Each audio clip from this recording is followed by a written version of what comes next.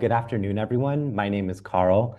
I work with the European Plate Observing System on the communications team, and today we have a very special guest, Halima Idris, who we'll be hearing from a little bit later. As an agenda for today, what I'm going to do is I'm actually going to be doing a quick presentation of EPOS because maybe some people are joining because they're coming from different organizations or they've just heard about the summer school, but they may not be familiar with EPOS and what EPOS does. So I'm just going to do a very fast presentation, like maybe 3 minutes about our organization. And then I will hand it over to Halima and we'll start getting her perspective on the summer school. And then we'll take some questions from the audience in case people have questions about EPOS or the summer school. And then I can start my presentation on EPOS. So EPOS is a pan-European research infrastructure, and you can see here on the map the countries where we have a presence, and we have different levels. We have members, observers, and people, organizations in different countries that are part of our integration plan. And what we do at EPOS is we focus on the solid earth sciences. So we curate a platform, which I'm going to give you all a little preview of in just a few moments. And we take data from different services and tools, and we make that data interoperable. And we have certified services throughout different disciplines in EPOS. And these disciplines in EPOS are 10, and I'm going to introduce you to those 10 disciplines in just a moment. But just so you know, we're based in Rome, but we have presences all throughout these countries. We also have memorandum of agreements with EarthScope in the United States, with Owlscope in Australia, and recently with Earth Sciences New Zealand, based in New Zealand. And so we're a growing organization and we love everything having to do with solid earth science, with data, with multidisciplinarity, with interdisciplinarity, with open data and fair science. And it's something that we really exemplify in the summer school. And I'm sure Halima will tell us how multidisciplinarity and fair data and all of those things are really important for the research you all do as solid earth science researchers. So, having said that, let me introduce you to the 10 sort of thematic communities, which we call thematic core services that are present within EPOS. So, across all of these countries that you see on the map, we have data and service providers in the areas of volcano observations, tsunami, seismology, satellite data, near fault observatories, multi-scale laboratories, GNSS data and products, geological information and modeling, geomagnetic observations, and lastly, anthropogenic hazards. As I mentioned before, we're really dedicated to multi and interdisciplinarity. And what we do as EPOS is we take those disciplines and we have the data be interoperable within our platform, which I have a screenshot here, as you can see on the screen. And you can see that within the platform, we have all of these thematic core services represented. And if you were to visit our platform, you'll see that you can select certain areas on the map and layer this data and get some really interesting data insights. And data visualization, we also added a polar projection very recently, so you can see things, how the data plays out from the North Pole point of view. But enough of that. We're going to get into our little chat now with Halima, but thank you all for taking the time to listen to my presentation. Halima, can you tell us a little bit about you? Tell us about your research and what you've been working on recently, please. Okay, so my name is Halima Idris. Welcome everyone for joining us. So currently I work as a senior scientific officer at the Nigerian Space Agency. I also work within the Hazard and Disaster Management Division in the Strategic Space Applications Department in the agency. I have been working on flood assessments, and this is one of the massive challenges in Nigeria. And recently I have pivoted slightly, so I'm shifting my attention towards nature-based solutions, which is what I also focused on in my master's thesis. And the big question I'm trying to answer now is how we can use satellite image to not only map disasters, but also to find natural buffers like wetlands, mangrove restorations that can soak up excess water. And I just want to assess how the environment can be our best defense system.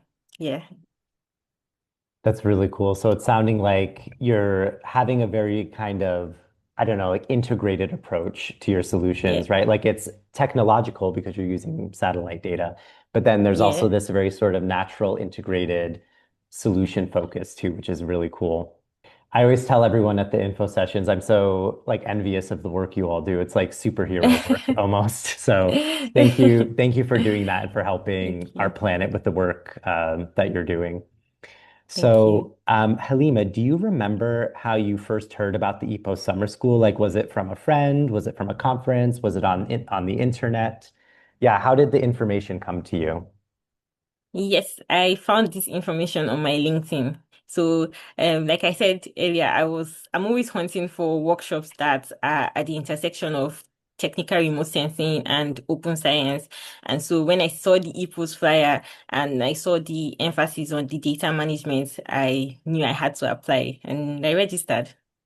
Yeah, I'm one of those Mm. people too who's always stalking LinkedIn and like looking for any sort of conference or just Yeah, even me a too. webinar or something. So, Yeah. thank you for being vigilant on LinkedIn for these sorts of things. So when you saw the information about the summer school and you had mentioned the open science aspect, was there anything else in particular that motivated you to apply, or was this area for you kind of a mystery, or was it something you have a lot of skill in and you just wanted to make a little bit more perfect, or were there areas that weren't clear to you and you really had to have maybe a bigger introduction to the subject? Okay, so I would say it was driven by a desire to elevate my standard of work. So, for Okay, example, in Nigeria, we deal with very complex flood systems that usually cover large areas. And so, especially in the agency, satellite data is naturally our go-to tool because it gives us right. a broad perspective that we just can't get any other way. And so I applied because I didn't just want to produce maps. I wanted to build systems. And I realized that for Mm. my research to contribute to global conversations, I just needed to master data management. And EPOS just felt like the right place to learn how to structure my work and not just for it to be locally full. So for instance, someone in Europe or Africa can access my work. Yes. So I just wanted my work to be robust, to be respected internationally. And that's why I applied.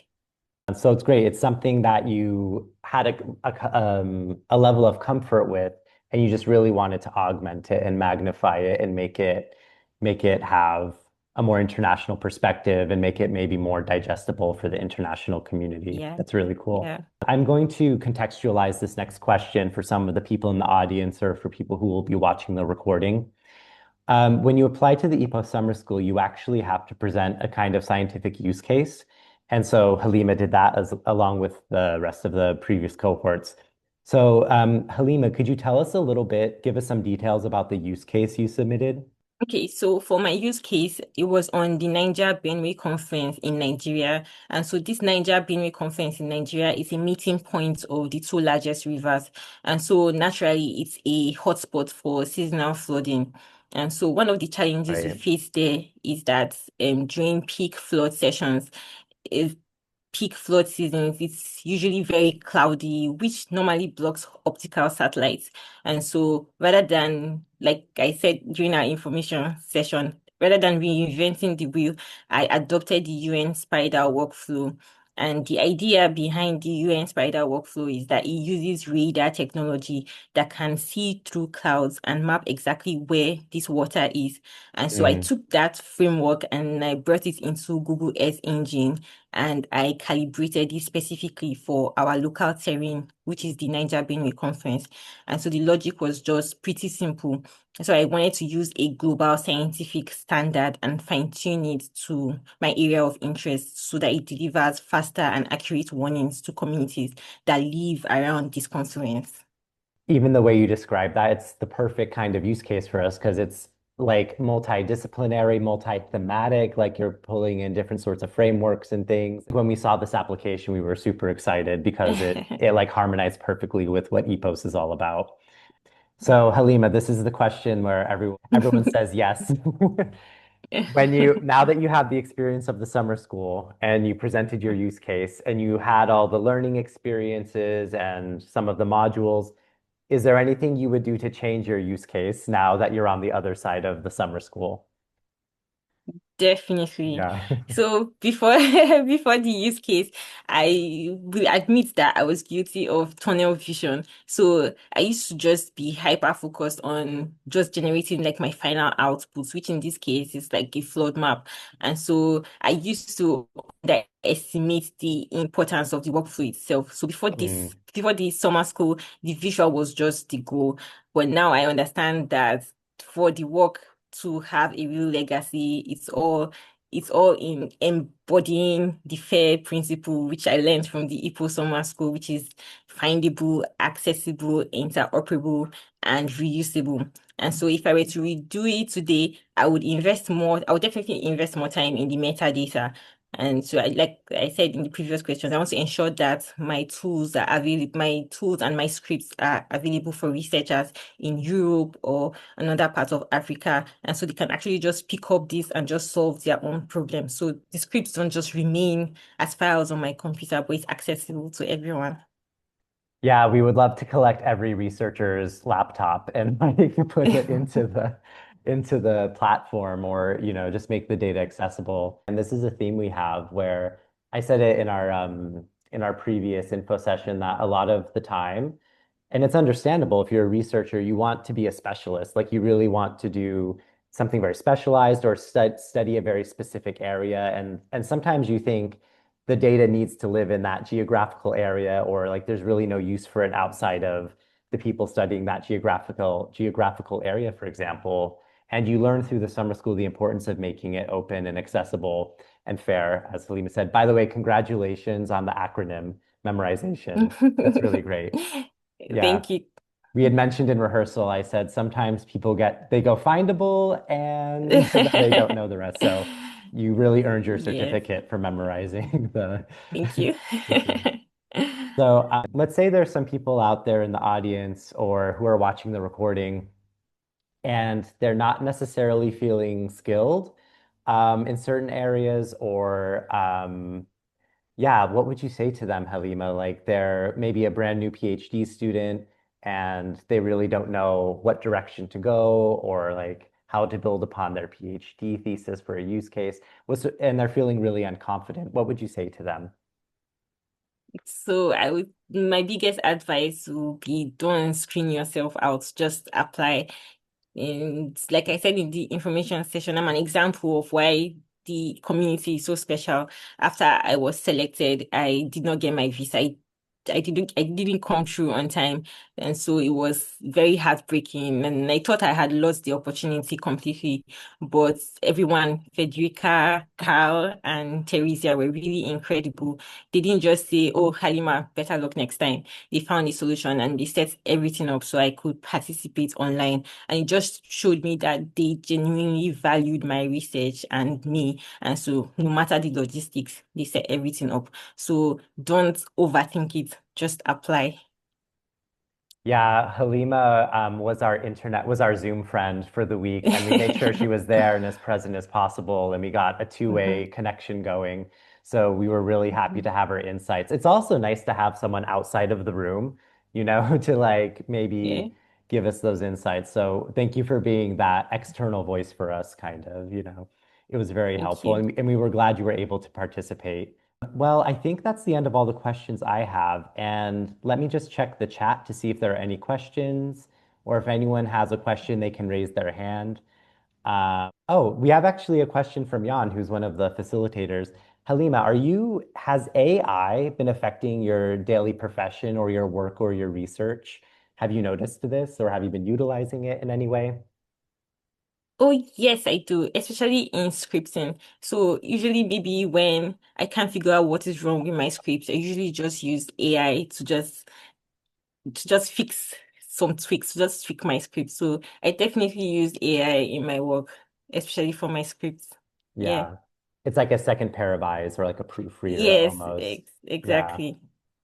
Thank you for that question, Jan. I think, I Oh, think wait. Jan said something. Let me see. We are about to release EPOS Catalog of Jupyter Notebooks soon, so I hope it will help. Ah, okay. Oh, To help if oh you're yes. doing something with Jupyter, we have Yes, I would definitely like to integrate that in my work.